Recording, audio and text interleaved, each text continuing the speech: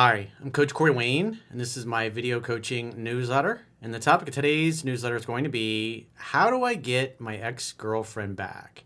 So this particular email is from a guy who was with his girlfriend for about 5 years, and he got into an argument about 3 or 4 weeks ago, got really mad, broke up with his girlfriend, and then about a week and a half later, she reached out, but he wasn't very open to it because he was still pissed off.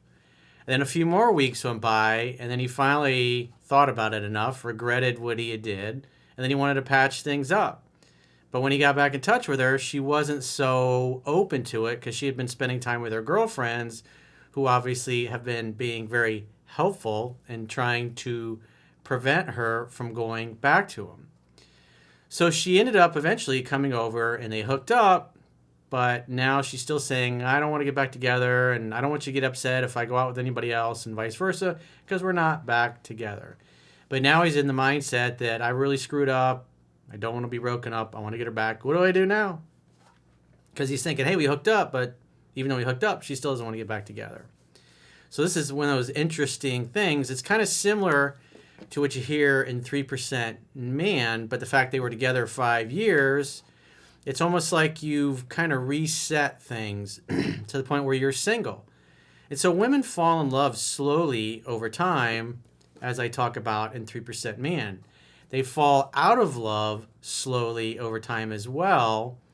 And then in order to get them to fall back in love and want to be exclusive, it takes time for them to fall back in love.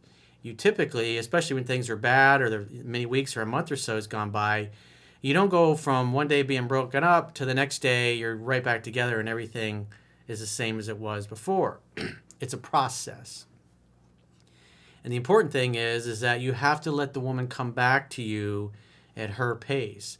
And so I discussed this in 7 Principles to Get an Ex Back. So a lot of the things I'm going to be discussing in this video, you need to understand the principles that are in 7 Principles to Get an Ex Back. So I highly encourage you to go to a search engine and look up 7 Principles to Get an Ex Back, watch the video, and especially go to my website and read the article that has all the bullet points and the things that you need to know, because there's a lot of objections that women might throw your way that you need to know the answer to so you can handle it effectively.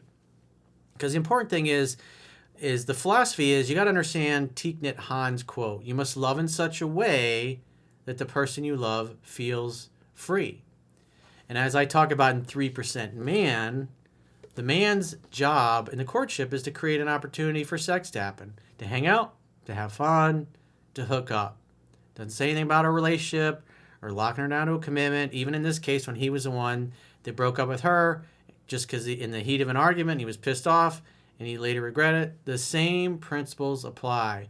Because if he goes trying to lock her down, especially the state she's in right now, she's just going to bounce. Because he's given all of his leverage and his power away to her by doing that. Because if it's her idea to come back and her idea to finally be exclusive when she feels it inside, then you don't have to worry about getting dumped or blown off or getting stuck in friend zone. So I have a quote that I wrote, and then we'll go through the email. And the quote says, if you broke up with your girlfriend during the heat of an argument and stewed about it for several weeks and then finally regretted your decision, it's your responsibility to create the conditions where she can come back to you slowly at her pace. Chasing her won't work. She must choose to contact you at her pace, and then you set dates to hang out, have fun, and hook up. When she is emotionally ready, she will bring up exclusivity. Then you can agree to it. It's always better if relationships are the woman's idea instead of being forceful and her just going along with it, but her heart's not into it. Lots of women stay with and marry guys they aren't in love with. And I wrote about that in 3% Man. It happens a lot. A lot of women just go along with things. So do guys, for that matter. But that's the thing. Most guys can't tell when a woman is in love, and they marry her anyways because they figure, hey, if she's saying yes, she must love me. And 3% Man, the chapter, it's all in the numbers, you'll be able to tell when your woman is actually in love. She won't be able to hide it from you.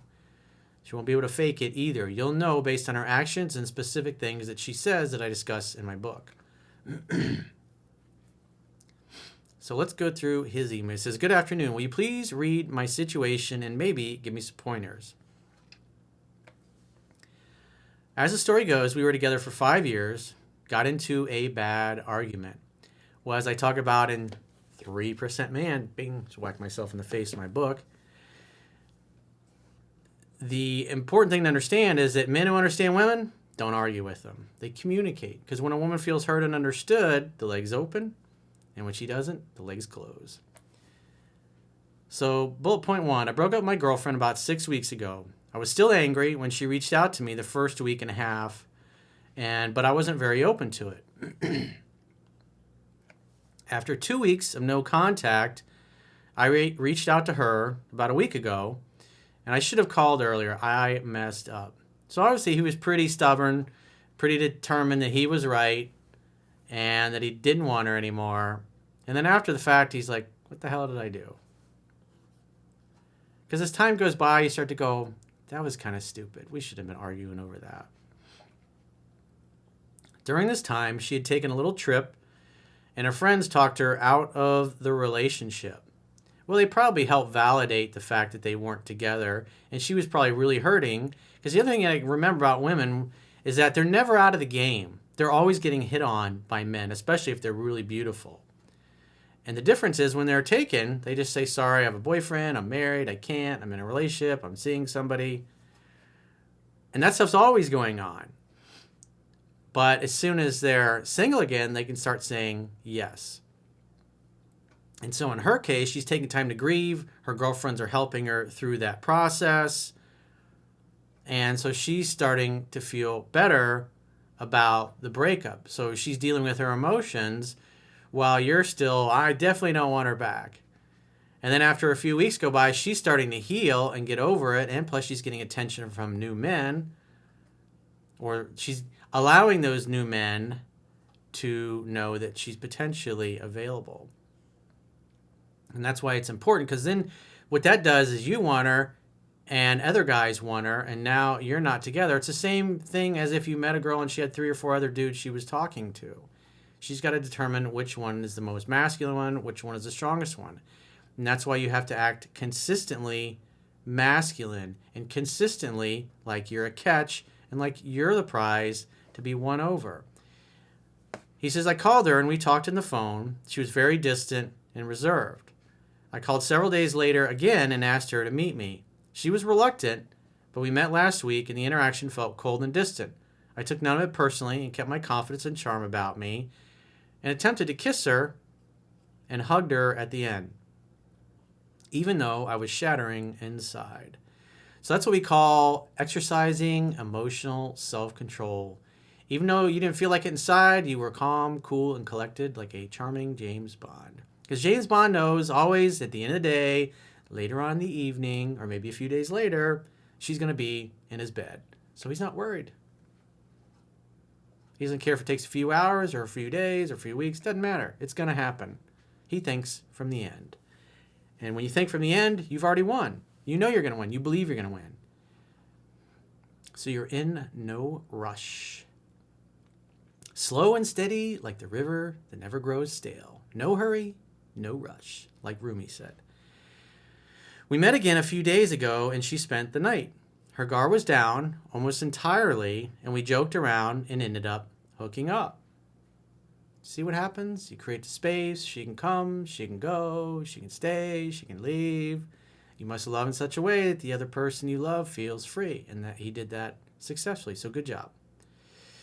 She reminded me that she doesn't want to get back into a relationship as she was enjoying her life. She isn't seeing anyone, but she said that she doesn't want to feel guilty if she does, as they're broken up. Well, you're both free agents now at this point. And you have to look at it. It really doesn't matter the 5 years you were together. She's just one of the girls you're dating and hooking up with, just like you were in the very beginning when you started seeing her. She may have been part of the girls in your rotation and you liked her the best and she treated you the best, so you got serious. So you're back in that place again.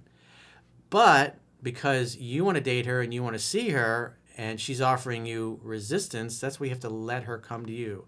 That's why chasing is counterproductive.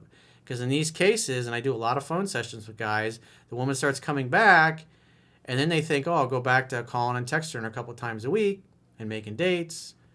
And what happens is they end up chasing her away because now he's pursuing, whereas before she was always pursuing him.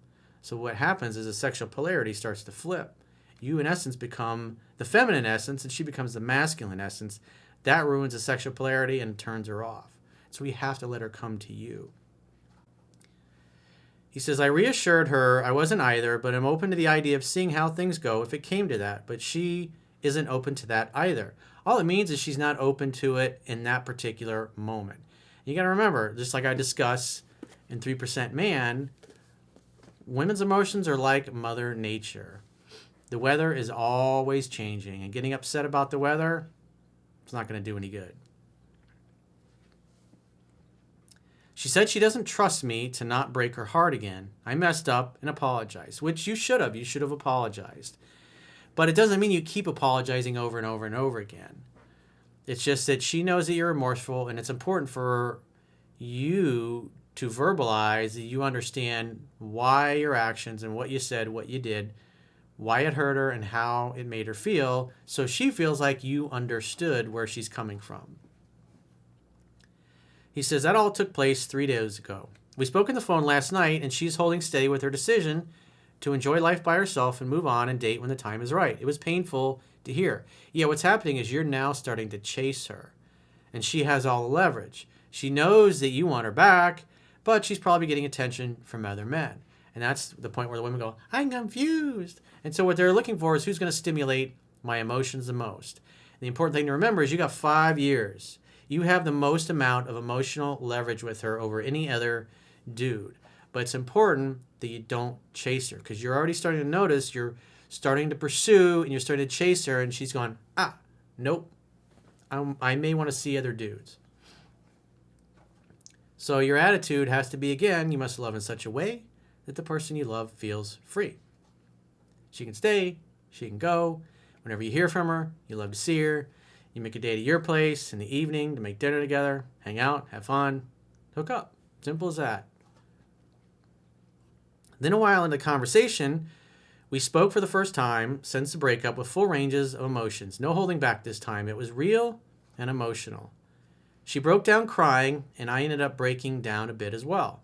I asked her to give me one more chance, and to that she said no. Because, yeah, you're basically saying, hey, let's get back together right now. And she's saying no, because she's not feeling it. You have to give her the time and the space away from you to feel it. And you're starting to get needy and desperate and starting to pursue. You're just like the guy that just started dating her, and you had one date and you hooked up, or you're 2 dates maybe and hooked up at this. Yeah, because you got together one time, kissed and hugged, but then the next time she came over, you hooked up. So it's like you're trying to lock her down to a commitment on the second date. Because everything that happened over the last 5 years, it's irrelevant. What matters is what you do now. And the same principles apply. You have to let a woman pursue you. She knows you want her. She knows you want to get back together. She knows you're remorseful. She knows you're upset. She knows you're hurt by it. She's hurt by it. But when she feels ready, when she misses you, that's when she reaches out.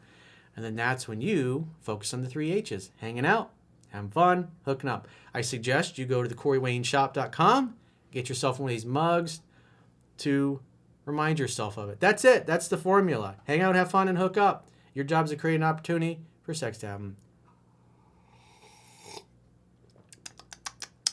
Delicious water.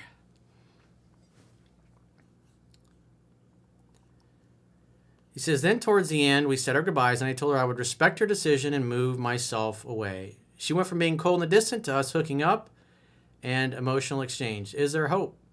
Yes. If a woman is chasing you, she's not getting rid of you. I don't think I can take this punishment much longer. Well, dude, you're going to have to put your big boy pants on and deal with it. You have to remain emotionally self-controlled. Because becoming perturbed and upset and losing your shit is going to make you look unattractive. Calm, cool, collected, James Bond, you'll be back. You'll be back. You miss me. You know you do. You think about me late at night. Even those other guys, when you're talking to them, you're really thinking about me. You know you are. That's the kind of mindset you want to have. You're unperturbed, you're unbothered, you don't worry about it because you know you're her best choice and your best option. Because again, you have 5 years of emotional leverage, whereas any other dude doesn't have that. But if you pursue her and you chase her, you're acting weak. You're acting like you have no leverage. And when you act like you have no leverage with a woman, she will treat you like you have no leverage. Again, it's got to be her idea. Please provide me with some guidance. I believe in your products, and if I wasn't such a broke university kid, I would have paid for your service. I would truly appreciate some guidance and will be grateful. So at this point, you've done everything you can do. You've followed what's in 7 Principles Get an X Back. Now you're like the catcher. You're sitting behind home plate waiting for the pitcher, her, to throw another pitch at you. And when you hear from her, you should assume she wants to see you. Make a date in the evening. Hey, babe, so great to hear from you. I would really love to see you. Let's get together and make dinner together. What's your schedule like? Invite her over, hang out, have fun, hook up. Don't go to lunch. Don't go to coffee. Don't do group dates with her and her girlfriends. If she tries to get you to do anything other than coming over to your house, just say, it's been a long week. I'm just in the mood to hang. If you don't want to come over, give me a call in a week or two. Maybe I'll be up for meeting you out then. She has to come to your place because it's your terms, it's your kingdom. And women know that if they come over to your place in the evening to make dinner together, sex is on the table. And that's why when she agrees to it, the conditions are set. And provided you don't talk her out of it, you'll probably be hooking up with her again. She stays the night. Whenever she leaves, spank her in the butt, pinch her in the butt, kiss her goodbye, say, call me later, babe. What a great night. It was wonderful seeing you again. It was wonderful having you waking up naked in my arms again. I'm truly grateful. It's amazing. Nothing better than waking up with you in my arms as she walks out the door. And then you just wait to hear from her. And then when you do, you make the next date. That way she can slowly come back to you. Kind of think of her as like the little girl that's down by the ocean and the waves are coming up on the beach and she kind of walks down the beach to dip her toe in, and then a big wave comes, and then she runs back. And then the wave subsides, then she goes back down to the shoreline again, another wave comes up, until eventually she's swimming in the water. Your waters, of course. But that's a good metaphor for how it goes. That's why you got to just let her be. She'll come back when she is ready. And if you got a question or a challenge, maybe you got a similar situation like this that's delicate and you'd like to get my help, go to understandingrelationships.com, click the products tab at the top of your screen, and book a coaching session with yours truly. Until next time, I will talk to you soon.